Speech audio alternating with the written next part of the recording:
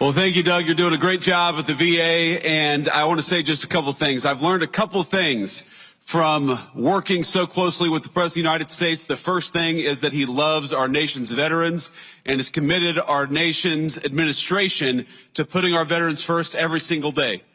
And the second thing I've learned about the President of the United States is that he really hates when somebody who's speaking before him goes on for too long. And so with that in mind, I have prepared a very brief and very inspiring 1 hour and 45-minute speech on this beautiful Veterans Day out here in the cold. But let me just give three very brief messages. First, to our nation's veterans, thank you.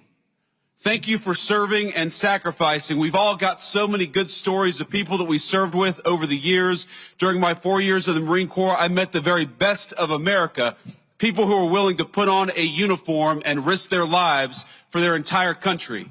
Just yesterday morning, I met people who lost limbs, who lost very, very important family members, who lost their psychological health, going out there and serving the United States of America. So whether you gave a little bit or whether you gave a lot, every single person who put on the uniform of this nation deserves our gratitude on this day especially, but every day. And so from the Vice President and the entire administration to our nation's veterans, thank you for your service, thank you for your sacrifice, and thank you for making us proud every single day.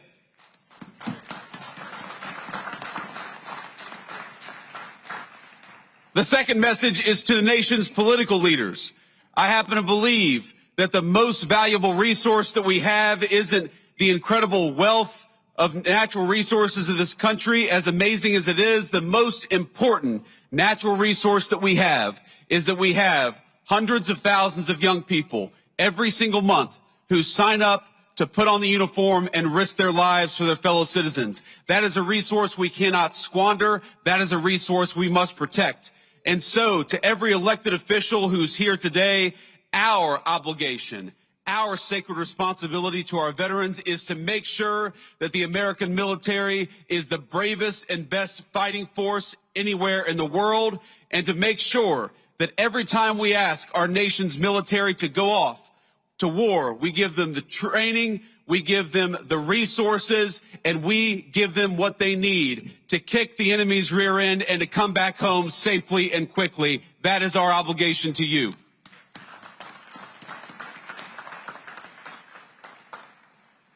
And my third and final message to the American people, I'm asked all the time how to best honor our veterans. And this day in particular gives you an opportunity, and it doesn't have to be difficult and it doesn't have to be complicated. If you find yourself at a restaurant this evening and you see somebody wearing a uniform, buy them a meal if you're able, or buy them a beer.